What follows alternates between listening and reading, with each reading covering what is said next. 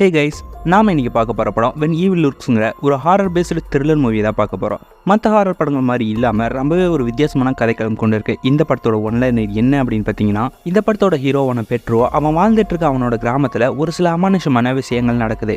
இது தெரியாமல் போய் அதில் மாட்டிக்கிட்ட நம்ம ஹீரோ அது அவனுக்கு மட்டும் இல்லாமல் அவனோட ஃபேமிலிக்கே அது ஆபத்தாக போய் முடிஞ்சிடுது. இதிலிருந்து ஹீரோ அவனோட ஃபேமிலியை காப்பாற்றி என்னென்னலாம் பண்ணுறான், எப்படி அந்த அமானுஷமான விஷயத்திலிருந்து வெளியே வரான் அப்படிங்கிறத சொன்ன இந்த ஒரு ஸ்டோரி தான் வென் ஈவில் லுக்ஸ். அண்ட் உங்களுக்கு இந்த ரத்தம் அருவருப்பான காட்சிகள்லாம் பார்க்கறதுக்கு பிடிக்காது அப்படின்னா இந்த வீடியோ உங்களுக்கானதில்லை, ப்ளீஸ் பார்க்க வேணாம். படத்தோட ஓப்பனிங் சீனில் ஒரு இரவு நேரத்தில் இந்த படத்தோட ஹீரோவான பெட்ரோவும் அவனோட தம்பியான ஜிம்மியும் வழக்கம் போல அவங்க வீட்டில் இருக்காங்க. இந்த வீட்டில் இவங்க 2 பேர் மட்டும்தானா, வேற யாரும் இல்லையான்னு கேட்டிங்கன்னா, ஆக்சுவலாக ஹீரோவுக்கு ஏற்கனவே கல்யாணம் ஆகி 2 பசங்க இருப்பாங்க. ஆனா ஹீரோவோட ஒய்ஃப் இவங்கிட்ட இருந்து டிவைஸ் வாங்கிட்டு அவங்களோட பசங்களையும் கூட்டிட்டு போய் தனியா வாழ்ந்துட்டு இருப்பாங்க. இப்படி பெட்ரோவும் ஜிம்மியும் அவங்க வீட்டுல இருக்கும்போது வீட்டுக்கு வெளியே கொஞ்சம் தூரத்துல இருக்க ஒரு காட்டுக்குள்ள இருந்து துப்பாக்கி சுடுற சத்தம் கேட்கும். ஹீரோ பெட்ரோ அவனோட தம்பி கிட்ட போய் காட்டுக்குள்ள ஏதோ துப்பாக்கி சுடுற சத்தம் கேட்குது, வா என்னன்னு போய் பார்த்துட்டு வரலான்னு 2 பேரும் இப்ப காட்டுக்குள்ள கிளம்ப ஒரு நிமிஷம் நின்று அப்படியே அந்த காட்டை பாக்குறாங்க. ஓவர் நைட் ஆகிடுச்சு, இனிமே காட்டுக்குள்ள போறது சேஃப் இல்ல, சோ விடிஞ்சதுக்கு அப்புறம் என்னன்னு போய் பார்ப்போம்னு சொல்லிட்டு அன்னைக்கு நைட் வீட்லயே தூங்கிட்டு அடுத்த நாள் காலையில என்ன ஆச்சுன்னு பாக்குறதுக்காக ஹீரோவும் அவனோட தம்பி ஜிம்மியும் நாயை கூட்டிட்டு காட்டுக்குள்ள போறாங்க. அந்த சத்தம் கேட்ட இடத்துக்கு போய் பார்த்தா அங்க ஒரு ஆள் இறந்து கிடக்குறான், அதுவும் கொடூரமான முறையில. இடுப்புக்கு கீழே இருக்க கால் மட்டும்தான் இருக்கு, மீதி பாதி உடம்ப காணோம். ஏதாவது மிருகம் இவனை கொண்டு இருக்குமா, இல்ல யாராவது இவனை கொண்டு இங்க கொண்டு வந்து போட்டிருப்பாங்களா அப்படின்னு சந்தேகத்தோடய பார்த்துட்டு இருக்கும்போது இவன் கொண்டு வந்த சூட்கேஸ்ல இருந்த சில டூல்ஸ் இவங்க கிட்ட கிடைக்குது. ஆனா அதெல்லாம் என்ன டூல்ஸ், எதுக்கு யூஸ் ஆகுது அப்படின்னு இவங்களுக்கு எதுவுமே தெரியல. தென் பெட்ரோ கிட்ட ஃபைல் மாதிரி ஏதோ ஒன்று கிடைக்க அதை ஓபன் பண்ணி பார்த்தா அதுல ஒரு லேடியோட ஐடி கார்டு ஜெராக்ஸ் இருக்கு. இந்த போட்டோல இருக்க லேடி இவங்களுக்கு தெரிஞ்ச ஒரு லேடி தான். ஏன்னா இவங்களோட வீடும் இங்க பக்கத்துல தான் இருக்கும். இவங்களை பார்க்க போகும்போது தான் இவனை யாரோ இப்படி கொன்னு போட்டிருக்கணும் போல. சரி வா இந்த லேடி கிட்டே போய் என்னன்னு விசாரிப்போன்னு இப்ப 2 பேரும் அந்த லேடியோட வீட்டுக்கு போறாங்க. அங்க போய் பார்த்தா இந்த லேடி இருக்கு. ஏமா இந்த மாதிரி ஏதாவது ஒரு ஆள் உன்னை தேடி வந்தாரா, வர வழியில யாரோ அவரை கொன்னு போட்டிருக்காங்க அப்படின்னு சொல்ல, அப்படியே அவருக்காக தான் நாங்கள் காத்துட்டு இருந்தோம், அவரை நான் சர்ச்சில் இருந்து கூப்பிட்டுருந்தேன் அப்படின்னு இந்த லேடி சொல்றாங்க. எதுக்காக அவரை கூப்பிட்டுருந்தீங்க, ஏதாவது பிரச்சனையான ஹீரோ கேட்க, ஆமாப்பா ஒரு பிரச்சனை தான், என்னோட பையனை கொள்றதுக்காக தான் அவரை கூப்பிட்டுருந்தேன்னு சொல்ல இவங்களுக்கு ஒண்ணுமே புரியல. எதுக்காக உங்க பையனை கொள்ள நீங்களே இப்படி ஆளை வர வச்சிங்கன்னு கேட்க, நீயே உள்ள வந்து பாரு அப்படின்னு அவங்கள உள்ள கூட்டிட்டு போறாங்க. உள்ள போய் பார்த்தா இந்த லேடியோட பெரிய பையன் உடம்பெல்லாம் பெருசா வீங்கி போய் எல்லா உறுப்புகளும் செயலிழந்து அழுகி போன நிலையில பார்க்கவே ரொம்ப அருவருப்பா இருக்கான். ஆனா இவன் இன்னும் உயிரோட தான் இருக்கான். இவன் மேல இருந்து கெட்ட வாடை அடிக்க நம்ம ஹீரோவே வாந்தி எடுக்கிற கண்டிஷனுக்கு போயிடுவான். இந்த அம்மாவை பார்த்து, ஆமா உங்க பையனுக்கு என்னாச்சு, ஏதாவது நோயான்னு கேட்கறப்ப, இது நோயெல்லாம் ஒண்ணு கிடையாது, என் பையன் உடம்புல சாத்தான் புகுந்துடுச்சு, அது என் பையனோட உடம்பை எடுத்துக்க பாக்குது, சொல்ல போனா என் பையன் 1 வருஷமா இப்படிதான் இருக்கான் அப்படின்னு சொல்றப்ப, என்னது 1 வருஷமா, இதை யாருமே கண்டுக்கலையான்னு கேட்க இந்த அம்மாவோட சின்ன பையன் ஹீரோவை பார்த்து சொல்றான், எங்க அண்ணன் இப்படி இருக்கிறத பத்தி போலீஸ் கிட்ட சொன்னோம், ஆனா அவங்க இதை பத்தி கண்டுக்கல, அப்புறம் தான் எங்க அண்ணனுக்கு சாத்தான் பிடிச்சிருக்குன்னு தெரிஞ்சுக்கிட்டு இதை இப்படியே விட்டா அந்த சாத்தான் என்னோட அண்ணன் உடம்பு எடுத்துக்கிட்டு இந்த ஊரையே அழிச்சிடுன்னு என்னோட அண்ணனை சரியான முறையில கொட்டத்துக்காக அந்த மத போதகரை இங்க வர வச்சோம், ஆனா அவரும் இப்ப இறந்துட்டாருன்னு சொல்ல இப்ப ஹீரோ கோபமா அவனோட தம்பியை கூப்பிட்டுக்கிட்டு அந்த ஊர் போலீஸ் ஸ்டேஷனுக்கு போறான். அங்க போய் இதை பத்தி அவங்க கம்ப்ளைண்ட் பண்ணி 1 வருஷம் ஆகுது, ஆனா நீங்க ஏன் இன்னும் எந்த ஆக்ஷனும் எடுக்கல அப்படின்னு அவங்க கிட்ட சண்டை போட அந்த போலீஸ்காரங்க, நீ ஒன்னும் எங்களுக்கு ஆர்டர் போடாத, எதை எப்ப செய்யணும்னு எங்களுக்கு தெரியும் அப்படின்னு ரொம்ப அலட்சியமா பேச நம்ம ஹீரோவுக்கு என்ன பண்றதுன்னே தெரியல. அப்பதான் இவங்களுக்கு இந்த ஊரோட லேண்ட்லார்ட் ஞாபகத்துக்கு வராரு. அதாவது இந்த ஊரோட ஜமீன்தார் மாதிரி. அவர் நிலத்துல தான் இவங்க எல்லாரும் வாழ்ந்துட்டு இருக்காங்க. அவர் பேரு ரோஸ். சரி அவர்கிட்ட போய் இதை பத்தி சொல்லலாம் அப்படின்னு சொல்ல, இதை பாருங்க ரோஸ், இந்த மாதிரி உங்க நிலத்துல ஒரு லேடி குடியிருக்காங்கல்ல, அந்த லேடியோட பையனுக்கு ஏதோ உடம்பு சரியில்லாம இருக்கு, கேட்டா ஏதோ பேய் பிசாசுன்னு சொல்றாங்க. போலீஸும் இந்த விஷயத்துல அலட்சியமா இருக்காங்க. இப்ப என்ன பண்ணலாம்னு கேட்க, ஆக்சுவலா இவருக்கும் இந்த சாத்தான் பேய் பிசாசு மேலலாம் நம்பிக்கை இருக்கும். இவர் என்ன நினைக்கிறாருன்னா, நம்ம இடத்துல அந்த பையன் இருந்துட்டு இருக்கான், ஒருவேளை இவன் நம்ம இடத்துல இறந்து போயிட்டு அந்த சாத்தான் என் குடும்பத்தை தாக்க ஆரம்பிச்சிடும், கடைசியில என் குடும்பமே அழிஞ்சிடும், நாளைக்கு வேலையை போய் அந்த குடும்பத்தை அங்க இருந்து காலி பண்ண போறேன்னு சொல்லிக்கிட்டு அன்னைக்கு நைட் இந்த ஜமீன்தார் அவரோட வீட்டுல ஒய்ஃப் கிட்ட அவங்கள சும்மா விட மாட்டேன், நேரா போய் அந்த பையனை கொல்ல போறேன் அப்படி இப்படின்னு பேசிக்கிட்டு திடீர்னு என்ன நினைச்சாருன்னு தெரியல, கையில ஒரு கன்னை எடுத்துக்கிட்டு அந்த பையனை கொல்ல அந்த லேடியோட வீட்டுக்குள்ள போக அந்த அம்மா கத்த ஆரம்பிக்கிறாங்க, ஐயா என் பையனை கொன்னுடாதீங்க, நம்ம ஏதாவது ஒரு சர்ச் ஃபாதர் கூப்பிட்டு என் பையனை கொல்லுவோம், அப்பதான் அந்த சாத்தான் அழியும்னு சொல்ல இவனை சுட்டுடலான்னு ரெடியாகி இருந்த ஜமீன்தார் என்ன நினைச்சாரோ தெரியல, அவனை சுடாம வெளியே வந்து அங்க இருந்து அவரோட கார்ல ஏறி அங்கேயே விடிகிற வரைக்கும் இருப்பாரு. அடுத்த நாள் காலையில இந்த விஷயம் நம்ம ஹீரோக்கு தெரிய வர ஹீரோ அவனோட தம்பி ஜிம்மியை கூப்பிட்டுக்கிட்டு ஸ்ட்ரெயிட்டா இந்த இடத்துக்கு வரான். ஜமீன்தாரும், இவன் என் நிலத்துல இருக்கிற வரைக்கும் என் குடும்பத்துக்கு தான் ஆபத்து, அது மட்டும் இல்லாம நீயும் இங்க தான் இருக்க, உனக்கும் ஃபேமிலி இருக்கு, சோ இவனை இங்க இருந்து தூக்கி கொண்டு போய் வேற எங்கேயாவது போட்டுட்டு வந்துருவோம் அப்படின்னு சொல்ல இவங்களுக்கும் வேற வழி தெரியாம சரி இந்த பையனை கொண்டு போய் எங்கேயாவது விட்டுறலாம் அப்படின்னு நினைப்பாங்க. இந்த அம்மாவும் எவ்வளவோ கெஞ்சி கெஞ்சி பார்ப்பாங்க, ப்ளீஸ் என் பையனை தொடாதீங்க, தொட்டிங்கன்னா அது உங்களுக்கு தான் ஆபத்து அப்படின்னு சொல்ல அதையெல்லாம் கேட்காம இவங்க 3 பேரும் சேர்ந்து அவனை தூக்கலான்னு ட்ரை பண்ண ஆளு செம்ம வெயிட்டா இருப்பான். அவனை லைட்டா அசைச்சா கூட உடம்புல இருந்து சீல் மாதிரியான ஏதோ ஒரு திரவம் வடியுது. தூக்க முடியாம தூக்கிட்டு வெளியே கொண்டு வந்து எப்படியோ அடிச்சு பிடிச்சி அவனை ட்ரக்ல ஏத்திடுறாங்க. ஊரை தாண்டி வெளியே கொண்டு போய் அவனை எங்கேயாவது புதைச்சிடலாம் அப்படின்னு சொல்லிட்டு 3 பேரும் ஊரை தாண்டி கிட்டத்தட்ட 300 கிலோமீட்டர் தள்ளி வந்துடுறாங்க. இன்னும் கொஞ்சம் தூரம் போவோம்னு பேசிக்கிட்டு போயிட்டு இருக்கும்போது ரோட்ல திடீர்னு ஒரு பையன் குறுக்கால வந்துடுவான். இவனை இடிச்சிடக்கூடாது அப்படிங்கிறதுக்காக ட்ரக்கை சடனா ரைட் எடுத்து ஒரு ஜெர்க்காகி சேஃபா போயிடுவாங்க. கொஞ்ச தூரம் வந்து இந்த மாதிரியான ஒரு இடத்த கண்டுபிடிச்சு இது பெர்ஃபெக்டா இருக்கும், இங்க இவனை போட்டுருவோம் அப்படின்னு சொல்லி ட்ரக்கை ஓபன் பண்ணி பார்த்தா உள்ள அவனை காணோம். அந்த ட்ரக் ஃபுல்லா சீலா இருக்கும். அப்பதான் இவங்களுக்கு புரியுது வர வழியில ஒரு பையனை இடிக்கிற மாதிரி போய் ரைட் எடுத்திருப்பாங்க. அதுல இந்த பாடி கீழே தவறி விழுந்திருக்கும். திரும்பி போய் அந்த பாடியை எடுத்துட்டு வருமா அப்படின்னு பெட்ரோவும் ஜிம்மியும் சொல்ல, ஏன் எதுக்கு போகணும், நமக்கு தேவை அந்த பாடியை நம்ம ஊரை விட்டு கொண்டு வந்து தூரமா போடணும், அவ்வளவுதானே, வேலை முடிஞ்சு வீட்டுக்கு போலாம் வாங்க அப்படின்னு ஜமீன்தார் சொல்ல திரும்பவும் அவங்க ஊருக்கு போயிடுவாங்க. அடுத்த நாள் இந்த ஜமீன்தார் அவங்க வீட்டுல இருக்கும்போது அவங்க ஒய்ஃப் எதையோ பார்த்து கத்த இவர் என்னன்னு ஓடி வந்து பாக்குறாரு.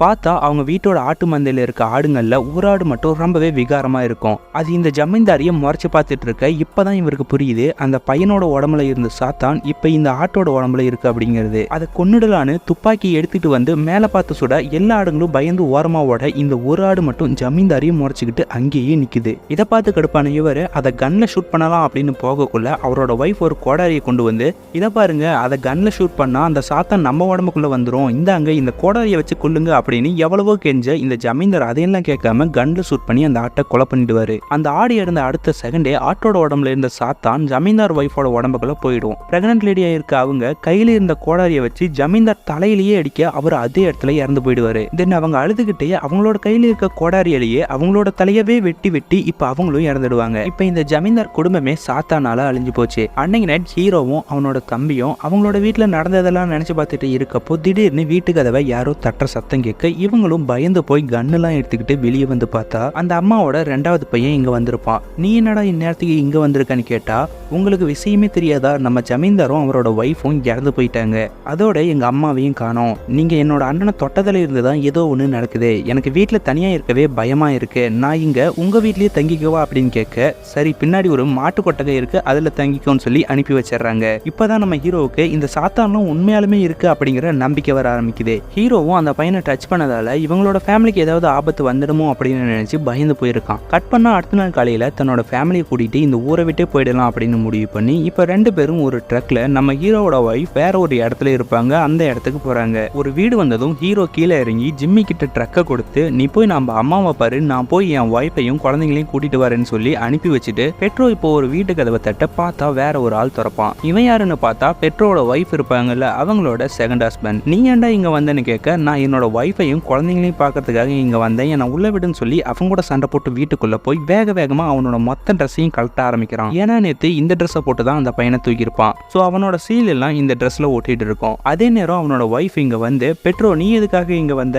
உனக்கும் எனக்கு தான் டிவோர்ஸ் ஆயிடுச்சு இல்ல, அப்புறம் எதுக்கு இங்க வந்த அப்படின்னு கேட்க, அதெல்லாம் ஒரு பெரிய விஷயம், நான் உனக்கு அப்புறம் சொல்றேன், அதுக்கு முன்னாடி எனக்கு ஒரு புது ட்ரெஸ் கொண்டு வா, கூடவே ஒரு தீப்பெட்டியும் கொண்டு வா, உடனே இந்த ட்ரெஸ்ஸை எரிச்சாகணும்னு சொல்ல இந்த ஒய்ஃபுக்கு ஒண்ணுமே புரியல. இதை பாரு பெட்ரோ, நீ என்னோட பசங்களை என்கிட்ட இருந்து பிரிச்சு கூட்டிட்டு போலான்னு நினைச்சினா நான் அதுக்கு அனுமதிக்க மாட்டேன் அப்படின்னு சொல்ல, அதெல்லாம் இல்லை, இது வேற ஒரு பெரிய விஷயம், நான் சொல்றதை கேளு அப்படின்னு சொல்ல இவங்க 2 பேத்துக்குள்ளேயும் இப்ப சண்டையாவே போயிட்டு இருக்கு. அதே நேரம் இவங்க கலட்டி போட்ட ட்ரெஸ்ல இருக்க சீல் எல்லாத்தையும் அவங்க வீட்டுல இருக்க ஒரு நாய் அதை சாப்பிடுது. நம்ம ஹீரோவோட பசங்க 2 பேரு, செகண்ட் ஹஸ்பண்டுக்கு பிறந்த பெண் குழந்தை ஒண்ணுன்னு மொத்தம் 3 குழந்தைங்க அந்த வீட்டுல இருப்பாங்க. நம்ம ஹீரோவோட பெரிய பையனுக்கு பக்கவாத நோய் இருக்கும், அவனால கை கால் அசைக்க முடியாது, எப்பவுமே பெட்ல தான் இருப்பான். 2வதா ஒரு பையன் இருப்பான், அது போக 3வதா ஒரு பொண்ணு இருக்கும், அதுதான் பெட்ரோவோட ஒய்ஃபுக்கும் செகண்ட் ஹஸ்பண்டுக்கும் பிறந்த குழந்தை. இப்ப பெட்ரோ கலட்டி போட்டு அவனோட ட்ரெஸ் எல்லாம் வெளியே கொண்டு வந்து எரிச்சிடறான். அப்புறம் இவங்க 3 பேரும் எதுக்கு இங்க வந்த, போலீஸை கூப்பிடவா அப்படி இப்படின்னு சண்டை போட்டுட்டு இருக்க, இந்த சின்ன பொண்ணு அந்த நாய் கூட ஜாலியா விளையாடிட்டு இருக்க, திடீர்னு அந்த நாய் வெறி பிடிச்ச மாறி அந்த பொண்ணோட தலையை பிடிச்சி இழுத்து மூஞ்ச கொதறி எடுக்க இதை ஹீரோவோட சின்ன பையன் பார்த்துட்டு இருப்பான். ஆனா ஹீரோ கூட இவங்க 2 பேரும் சண்டை போட்டுட்டு இருக்கிறதால இதை கவனிக்க மாட்டாங்க. இப்ப அந்த சின்ன பையன் இவங்க அப்பாவை பார்த்து தங்கச்சியை நாய் கிடைக்குதுன்னு சொல்ல இந்த நாய் இந்த பொண்ணை தரன்னு இங்க இருந்து இழுத்துட்டு போயிடும்.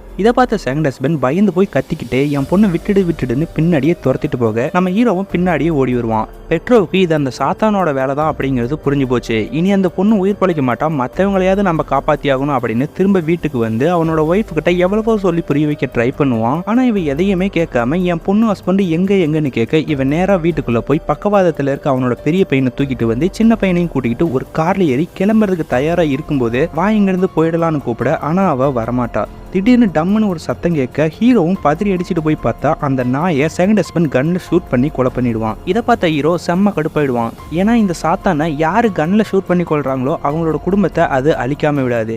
இவன் வேற இந்த நாயை, அதாவது இந்த சாத்தான் பொசஸ் பண்ணியிருக்க இந்த நாயை கன்ல ஷூட் பண்ணிட்டான். இவன் திரும்பவும் வீட்டுக்கு வர பார்த்தா செம ஷாக்கா இருக்கும். ஏன்னா இப்பதான் கொஞ்ச நேரத்துக்கு முன்னாடி அந்த நாய் இந்த பொண்ணோட மூஞ்செல்லாம் கொதறி தரன்னு இழுத்துட்டு போயிருக்கும். ஆனா இந்த குட்டி பொண்ணுக்கு ஒரு சின்ன கீறல் கூட ஆகாம ரொம்ப கேஷுவலா அவளோட அம்மா கிட்ட இருக்கா.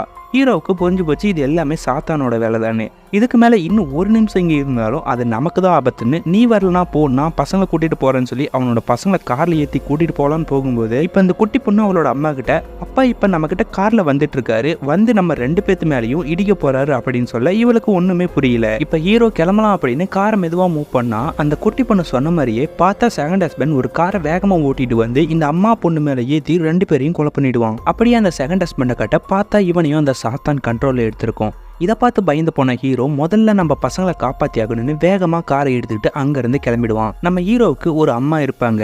அங்கே தான் தம்பிக்காரனை போய் அம்மாவை கூட்டிடுவான்னு சொல்லி ஹீரோ அனுப்பி வச்சிருப்பான். அவங்களையாவது காப்பாற்றி ஆகணும்னு நேராக அவனோட அம்மா வீட்டுக்கு போய் அவங்களையும் கூட்டிக்கிட்டு இப்போ 5 பேரும் காரில் போயிட்டு இருப்பாங்க. ஹீரோவோட அம்மா எங்கடா என் மருமகளை காணோம், அவ வரலையான்னு கேட்க ஒய்ஃபை இறந்து போனது தெரிஞ்சா இவங்க பயப்படுவாங்கன்னு நினைச்சு அதையும் இதையும் சொல்லி எப்படியும் மழுப்பிடுறான். இப்போ ஜிம்மிக்கு ஒரு ஃபோன் வருது. யாருன்னு பார்த்தா ஹீரோவோட ஒய்ஃப் தான் பண்ணியிருக்கா. இப்போ ஜிம்மியும் அண்ணி ஃபோன் பண்ணுறாங்க, பேசுன்னு சொல்லி ஹீரோ கிட்ட கொடுக்க பெட்ரோவுக்கு செம ஷாக். ஏன்னா இப்பதான் இவன் கண் முன்னாடியே அவனோட ஒய்ஃப் இறந்து போனான். அப்புறம் எப்படி கால் வருதுன்னு காரை விட்டு கீழே இறங்கி தூரமா போய் அட்டன் பண்ணி பேச பார்த்தா ஹீரோவோட ஒய்ஃப் தான் பேசுறா. என்னங்க என் பசங்களை என்கிட்ட இருந்து கூட்டிட்டு போயிட்டீங்களே, என் பசங்களை திரும்பவும் என்கிட்டயே கொடுத்துடுங்க அப்படின்னு கேட்க ஹீரோவும், இதை பாரு நீ என் ஒய்ஃப் இல்ல, என் ஒய்ஃப் இறந்து போயிட்டா, என்னதான் ஆனாலும் என் பசங்களை காப்பாற்றி திருவேன்னு சொல்லிட்டு போனை கட் பண்ணிட்டு பயத்துல உட்காந்துட்டு அழுதுட்டு இருக்கும்போது ஜிம்மி அங்க வருவான். வந்து என்னாச்சுன்னு கேட்க இப்ப அங்க நடந்தது அவனோட ஒய்ஃப் இறந்ததுன்னு எல்லாத்தையுமே அழுதுகிட்டே சொல்லுவான்.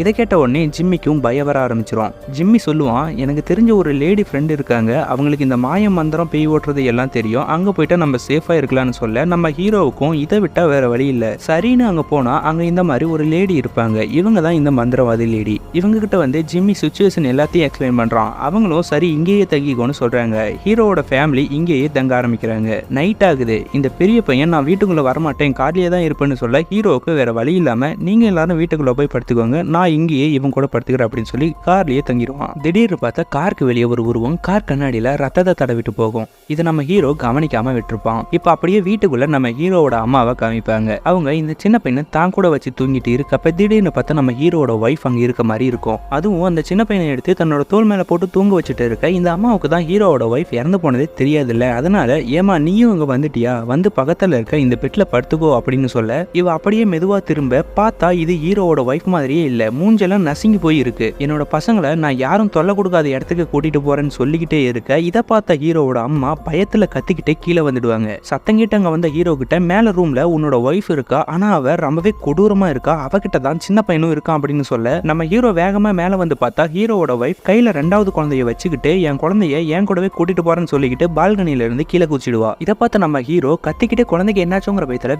வேகமா கீழே வந்து பார்த்தா அங்க அந்த ஒய்ஃப் குழந்தை 2 பேருமே இருக்க மாட்டாங்க. ஒய்ஃப் உருவத்துல இருக்க அந்த சாத்தான் குழந்தைய தூக்கிட்டு போயிடுச்சு. இப்ப அந்த மந்திரவாதி லேடி கார்ல இருக்க அந்த பையனை பாக்குறாங்க. பார்த்த உடனே கண்டுபிடிச்சாங்க அந்த சாத்தான் இவனை பொசஸ் பண்ணிருக்க அப்படிங்கிறது. இது எல்லாத்தையும் பார்த்த உடனே மந்திரவாதி லேடி பெட்ரோவையும் ஜிம்மியையும் கூப்பிட்டு உண்மையிலேயே சொல்லுங்க, உங்களை அந்த சாத்தான் துரத்திட்டு வர அளவுக்கு என்ன செஞ்சீங்க அப்படின்னு கேட்க ஜிம்மி இப்ப முதல்ல அந்த சாத்தான் பொசஸ் பண்ண அந்த பையனோட உடம்ப தூரமா கொண்டு போய் போட்டதுல இருந்து நடந்தது எல்லாத்தையும் சொல்ல ஆரம்பிக்கிறான். இதை கேட்ட மந்திரவாதி லேடிக்கு ரொம்பவே ஷாக் ஆயிருக்கு. உடனே அந்த மந்திரவாதி லேடி சொல்றாங்க, நீங்க செஞ்சதே மிகப்பெரிய தப்பு, அந்த சாத்தானை கொல்லணும்னா அதுக்குன்னு சில வழிமுறைகள் இருக்கு, இது தெரியாம நீங்க அந்த பையனை தொட்டதால அது உங்க குடும்பத்தையே முழுசா அழிக்கிற வரைக்கும் விடாது. இதுக்கெல்லாம் ஆரம்பம் என்னன்னா அந்த பையனோட உடம்பு தான். அவனோட உடம்ப கண்டுபிடிச்சு அதை சரியான வழியில அழிச்சாதான் அந்த சாத்தான் கிட்ட இருந்து உங்களோட ஃபேமிலியை காப்பாற்ற முடியும்னு சொல்லி ஜிம்மி கிட்ட நீ இந்த ரோட்லயே போ, இந்த வழியில தான் பெட்ரோவோட ஒய்ஃப் குழந்தையை தூக்கிட்டு போயிருப்பா, நீ போய் குழந்தையை காப்பாத்து, நானும் பெட்ரோவும் தொலைஞ்சு போன அந்த பையனோட உடம்பு தேடி போய் அந்த அழிக்க போறோம் அப்படின்னு சொல்லிட்டு 3 பேரும் 2 டீமா பிரிஞ்சு ஒவ்வொரு டைரக்ஷன்ல போறாங்க. இப்ப நம்ம ஹீரோவோட தம்பி அந்த ரோட்ல போயிட்டு இருக்கப்ப லைட் போட்டு போனா ஆபத்து அப்படின்னு சொல்லிட்டு லைட்டை ஆஃப் பண்ணிட்டு அந்த 2வது பையனை தேடிட்டு போயிட்டு இருப்பான். இருக்கான். கட் பண்ணா இந்த பக்கம் நம்ம ஹீரோ பெட்ரோவும் மந்திரவாதி லேடியும் அந்த பையனை தூக்கி போட்ட இடத்துக்கு அவனை தேடி கார்ல போயிட்டு இருப்பாங்க. அப்போ இந்த மந்திரவாதி லேடி கிட்ட ஒரு டூல் பாக்ஸ் ஒன்று இருக்கும். இதை வச்சுதான் அந்த சாத்தானை கொல்ல முடியும். கன்னு கத்தின்னு வேற எந்த ஆயுதங்களை வச்சு அந்த சாத்தானை கொன்னாலும் அது அழியாம ஒரு உடம்பை விட்டு இன்னொரு உடம்புக்கு மாறி மாறி போயிட்டே தான் இருக்குன்னு சொல்ல நம்ம ஹீரோவுக்கு அந்த டூலை பார்த்த உடனே தெரியுது. படத்தோட ஆரம்பத்துல ஒருத்தனை பாதியா கொலை பண்ணிருப்பாங்கல்ல, அவனும் இதே மாதிரி ஒரு டூல் பாக்ஸ் தான் கொண்டு வந்திருப்பான். தென் இப்படியே இவங்க 2 பேரும் கார்ல போயிட்டு இருக்க கட் பண்ணி வீட்டுல இருக்க ஹீரோவோட அம்மாவை காமிப்பாங்க. இவங்க வீட்டுல அமைதியா உட்கார்ந்துட்டு இருக்கப்ப திடீர்னு பார்த்தா அந்த பையன் எழுந்து நடந்து வந்துட்டு இருப்பான். இதை பார்த்து இவங்களுக்கு செம ஆச்சரியம். சொல்ல போனா பயத்துல நடுங்கிட்டு இருப்பாங்க. ஏன்னா அவனால எழுந்து நடக்கவே முடியாது. இவன் எப்படி எழுந்து நடந்து வரான் அப்படின்னு பயத்துல இருக்க கட் பண்ணி ஜிம்மியை காமிக்கிறாங்க. ஜிம்மியும் அவங்க எங்கேயாவது இருக்காங்களா அப்படின்னு கார்ல மெதுவா தேடிட்டு போயிட்டே இருக்க பார்த்தா ரோட்டோரமா ஹீரோவோட ஒய்ஃப் நடந்து போயிட்டு இருப்பாங்க. அவங்க கையில தான் இந்த 2வது பையன் இருக்கிற மாதிரி இருக்கும். இவனும் அந்த பையனை காப்பாத்தலாம் அப்படின்னு மெதுவா கிட்ட போய் பார்த்தா ரொம்பவே கொடூரமான ஒரு சம்பவத்தை பார்ப்பான். அதாவது அந்த குழந்தையோட தலையை ஓட்டு போட்டு கையை உள்ள விட்டு உள்ள இருக்க உறுப்பெல்லாம் எடுத்து சாப்பிட்டுட்டு இருக்கும் அந்த சாத்தான். இதை பார்த்த ஜிம்மி கோவத்துல அந்த சாத்தானை கொன்னே தீருவன்னு காரை வேகமா ஓட்டிட்டு போய் ஹீரோவோட ஒய்ஃப் மேல ஏத்தி மரத்துல கொண்டு போய் சொருகி நிக்க இப்ப முன்னாடி நசிங் போய் இருக்க அந்த ஒய்ஃப் இவனை பார்த்து சிரிச்சுக்கிட்டே உன்னால என்ன கொல்ல முடியாது அப்படின்னு சொல்லும். இப்ப ஹீரோவையும் மந்திரவாதி லேடியும் காமிப்பாங்க. இவங்க அந்த பையனோட பாடியை மிஸ் பண்ண இடத்துக்கு வந்து பார்த்தா அங்க அந்த பையனோட பாடி இருக்கவே இருக்காது. ஆனா பக்கத்துல ஒரு ஸ்கூல் ஒன்று இருக்கும். அங்க போய் பார்க்கலான்னு அந்த கிளாஸ் ரூமுக்குள்ள எட்டி பார்த்தா கிளாஸ் ரூம்ல பசங்க உட்காந்துட்டு இருப்பாங்க. இதை பார்த்து இவங்களுக்கு ஒரே ஆச்சரியமா இருக்கும். ஏன்னா எந்த ஊர்ல இந்த டைமுக்கு பசங்க இப்படி கிளாஸ்ல இருப்பாங்க. உடனே அந்த லேடி சாத்தான் இங்க தான் இருக்கு அப்படின்னு ஃபீல் பண்ணுவாங்க. கண்டிப்பா அந்த பையனோட உடம்பு இங்க தான் இருக்கும், வா உள்ள போய் பார்க்கலாம் அப்படின்னு சொல்லிட்டு 2 பேரும் மெதுவா கிளாஸ்க்குள்ள போறாங்க. அந்த கிளாஸ்க்குள்ள ஒரு ஸ்டேஜ் மாதிரி ஒன்று இருக்கும். அதுல இருந்து துர்நாற்ற வீச ஹீரோ அந்த ஸ்டேஜை உடைச்சிட்டு உள்ள பார்த்தா அந்த பையனோட பாடி உள்ளதா இருக்கும், அதுவும் உயிரோட. இப்ப இந்த மந்திரவாதி லேடி இவங்க கொண்டு வந்த டூல் எல்லாத்தையும் செட் பண்ணி அவனை மேல தூக்கு, அப்பதான் என்னால அவனை கொல்ல முடியும் அப்படின்னு சொல்ல ஹீரோவும் அவனை மேல தூக்க ட்ரை பண்றான். ஆனா அவனால தனியா தூக்க முடியல. ஏன்னா முதல்ல இவனை தூக்கும் போதே 3 பேரும் சேர்ந்து தூக்குனாங்க. அப்பயுமே அவனை தூக்கி இருக்க முடியாது. அந்த அளவுக்கு அவன் வெயிட்டா இருப்பான். அவனை மேல தூக்கணும்னா இன்னும் கொஞ்சம் ஸ்டேஜ் உடைச்சாகணும். அதுக்கு பெரிய கோடாரி வேணும்னு சொல்ல அங்க ஒரு சின்ன பொண்ணு வருது. அந்த சின்ன பொண்ணு ஹீரோ கிட்ட வந்து எங்க பிரின்சிபல் ரூம்ல ஒரு கோடாரி இருக்கு, அதை எடுத்துக்கோங்கன்னு சொல்ல இந்த மந்திரவாதி லேடி அவ பொய் சொல்றா, அது ஒரு சாத்தான் நம்மள தனித்தனியா பிரிக்க முயற்சி பண்ணுது, என்ன தனியா விட்டுட்டு போகாத அப்படின்னு சொல்ல ஹீரோவுக்கு வேற வழி இல்ல, இவனை மேல கொண்டு வந்தாகணும், அதுக்கு அந்த கோடாரி நமக்கு வேணும் அப்படின்னு சொல்லி மந்திரவாதி லேடி வான் பண்ணியும் கூட அவளை அங்கேயே தனியா விட்டுட்டு கோடாரி இருக்க உள்ள போறான். அங்க போய் பார்த்தா அந்த குட்டி பொண்ணு சொன்ன மாதிரி எந்த ஒரு கோடாரியும் இல்ல. திடீர்னு மந்திரவாதி லேடியோட அலறல் சத்தம் கேட்க ஹீரோ என்னாச்சுன்னு வெளியே போலான்னு பார்த்தா யாரும் அந்த டோரை லாக் பண்ணிருக்காங்க. அப்படியே டோர் கண்ணாடி வழியா பார்த்தா அந்த குழந்தைங்களாம் சேர்ந்து இந்த மந்திரவாதி லேடியோட தலையிலேயே சுத்தியால அடி அடின்னு அடிச்சு கொலை பண்ணி தரன்னு இழுத்துட்டு போகுதுங்க. ஹீரோவும் கதவை உடச்சுக்கிட்டு வெளியே வர அதுக்குள்ள அந்த குட்டி சாத்தான்களாம் அந்த லேடியை அங்க இருந்து இழுத்துட்டு போயிடுவாங்க. நமக்கு உதவி பண்ண வந்த இவங்களையும் இந்த சாத்தான் கொன்னுடுச்சேன்னு இப்ப என்ன பண்றதுன்னே தெரியாம ஹீரோ இருக்க இப்ப அப்படியே மெதுவா முதல்ல பார்த்த அந்த பையனோட பாடி ஸ்டேஜுக்கு வெளியே எட்டி பார்க்க இதை பார்த்த ஹீரோவுக்கு கோவம் தலைக்கேறுது. இதெல்லாம் உன்னால தாண்டான்னு பக்கத்துல இருந்த இந்த மந்திரவாதி லேடி கொண்டு வந்த டூல் கீழே கிடக்க அதை எடுத்துட்டு வந்து கோவத்துல அவனோட தலை நசுங்குற அளவுக்கு அவனை அடின்னு அடிச்சு அவனை கொலை பண்ணிடுவான். அவனும் செத்துட்டான்னு நினைச்சா கொஞ்ச நேரம் கழிச்சு அந்த உடம்ப கிழிச்சுக்கிட்டு இன்னொரு சின்ன பையன் அவன் உடம்புக்குள்ள இருந்து வெளியே வர பார்த்தா உடம்பு முழுக்க ஒரே ரத்தமா இருக்கும். அது அப்படியே மெதுவா நம்ம ஹீரோ கிட்ட வந்து ரத்தத்தாலேயே அவன் நெத்தியில கோடு போட்டுட்டு போக இவ்வளவு நாளா அந்த உடம்ப கண்ட்ரோல் பண்ணிட்டு இருந்தது அதுல வளர்ந்துட்டு இருந்த இந்த சாத்தான் தான். அந்த பாடியை கொன்னதும் இது அவனோட உடம்பை விட்டு வெளியே வந்து இப்ப இந்த உலகத்துக்கு வந்துடுச்சு. ஒரு வழியா எல்லா பிரச்சனையும் முடிஞ்சிருச்சுன்னு நினைச்சு ஹீரோ இப்ப வீட்டுக்கு வர அங்க அவன் தம்பி இருப்பான். இவன் நம்ம அம்மா இறந்து போயிட்டாங்க, அதோட உன்னோட 2வது பையனும் இறந்து போயிட்டான் அப்படின்னு ஹீரோவை கட்டி பிடிச்சி அழுவான். திரும்பவும் அவங்களோட பழைய வீட்டுக்கு 2 பேரும் வந்துடுறாங்க. ஹீரோ வீட்டுல குளிச்சுட்டு கண்ணாடியை பார்த்தா அந்த ரத்தத்துல போட்ட கோடு மட்டும் என்ன பண்ணாலும் அழிய மாட்டேங்குது. அந்த வீட்டுல இருந்து கிளம்புறதுக்கு முன்னாடி முதல்ல ஒரு சின்ன பையனை இங்கேயே ஒரு நைட் மட்டும் தங்கிக்கோன்னு சொல்லி மாட்டு கொட்டகையில தங்க வச்சிருப்பாங்கல்ல, அந்த பையன் இன்னமும் இங்கதான் இருப்பான். அந்த பையன் ஜிம்மி கிட்ட எனக்கு ஒரு குரல் கேட்டுச்சு, அதுதான் என்னோட அம்மாவையும் எங்க வீட்டுக்கு வந்த அந்த சர்ச் ஃபாதரையும் கொல்ல சொன்னிச்சு, நானும் பயத்துல அவங்களை கொன்னுட்டு அப்படின்னு சொல்லக்குள்ளதான் தெரியுது முதல்ல கொலை பண்ணி கிடந்த அந்த சர்ச் ஃபாதரையும் அவனோட அம்மாவையும் இவன் தான் கொண்டு இருக்கான் அப்படிங்கிறது. இப்ப அப்படியே ஹீரோவையும் அவனோட பெரிய பையனையும் காமிக்கிறாங்க. இந்த பையன் சாப்பிட்டுட்டு இருக்கும்போது இந்த பையனோட வாயில இருந்து ரத்த வர மாதிரி தெரிய என்னன்னு ஹீரோ அவனோட வாய்க்குள்ள கையை விட்டு பார்க்க ஒரே முடியா வருது. கூடவே ஒரு செயினும் வாய்க்குள்ள இருந்து வெளியே வருது. இது ஹீரோவோட அம்மா போட்டிருந்த செயின். இப்பதான் தெரியுது நம்ம ஹீரோவோட அம்மாவை இவன் தான் கொண்டு இருக்கான் அப்படிங்கிறது. இப்ப அப்படியே அந்த பையன் மெதுவா ஹீரோவை மறைச்சு பார்க்க நம்ம ஹீரோவுக்கு புரிஞ்சு போயிடுது அந்த சாத்தான் இன்னும் நம்மளை விட்டு போகலன்னு. பயத்துல வீட்டை விட்டு வெளியே வந்து கத்தியால இந்த படத்தோட கதையும் இதோட முடியுது. உண்மையிலேயே இந்த படம் ஒரு வேற லெவலான ஹாரர் வைபை தரக்கூடிய ஒரு படம். மற்ற ஹாரர் படங்களை கம்பேர் பண்ணும்போது இது கொஞ்சம் வித்தியாசமாவே இருந்துச்சு. அண்ட் உங்களுக்கு இந்த படம் எப்படி இருந்துச்சு அப்படிங்கிற உங்களோட தச்ச கமெண்ட்ல சொல்லுங்க. Love you all.